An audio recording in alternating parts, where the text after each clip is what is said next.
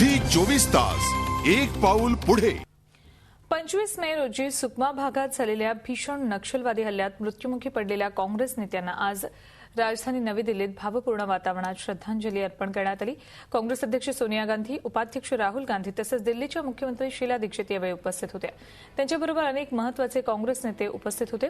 शनिवारी झालेल्या भीषण हल्ल्यात काँग्रेसचे ज्येष्ठ नेते महेंद्र कर्मा, माजी आमदार उदय मुदलियार आणि प्रदेशाध्यक्ष नंदकुमार पटेल यांचा मृत्यू झाला होता। तर ज्येष्ठ नेते विद्याचरण शुक्ल यांची प्रकृती अजूनही गंभीर आहे। या हल्ल्यात एकूण 29 जण मृत्युमुखी पडलेत।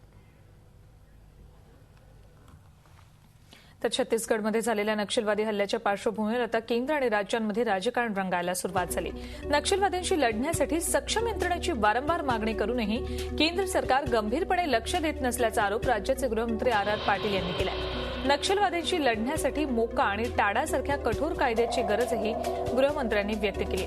नक्षलग्रस्त भागाचा विकास करण्यासाठी एमएमआरडीए आणि एमएसआरडीए सारखी यंत्रणा निर्माण करण्याची आवश्यकताही त्यांनी व्यक्त केली।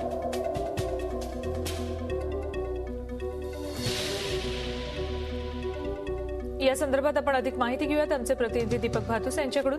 दीपक, काय नेमकी आता पावलं उचलली जाणार आहेत सरकारकडून? कारण राज्य आणि केंद्र सरकारमध्ये कायम याबाबत वादविवाद होत राहिले। सुवर्णा, गृहमंत्री आर पाटील यांची प्रमुख जी मागणी आहे आणि त्यांनी ती वारंवार केंद्राबरोबर झालेल्या बैठकीमध्ये मांडलेली आहे की जो कायदा नक्षलवादांसाठी आहे तो कायदा बदलावा, तो कायदा अधिक कडक करावा। कारण आता सध्या जो कायदा आहे तो राज्यातील इतर नागरिकांसाठी जो कायदा आहे तोच कायदा नक्षलवाद्यांसाठी, नक्षलवाद्यांना अटक झाली नागरिकांसाठी ज्याप्रमाणे कारवाई होते त्याचप्रमाणे कारवाई नक्षलवादांवर होते।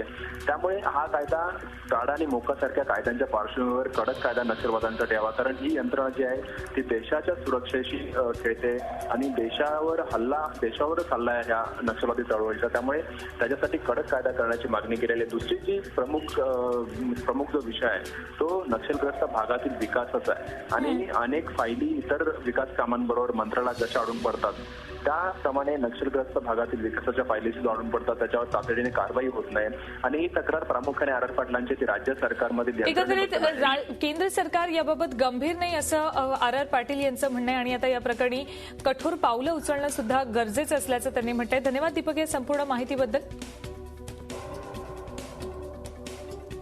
झी 24 तास एक पाऊल पुढे।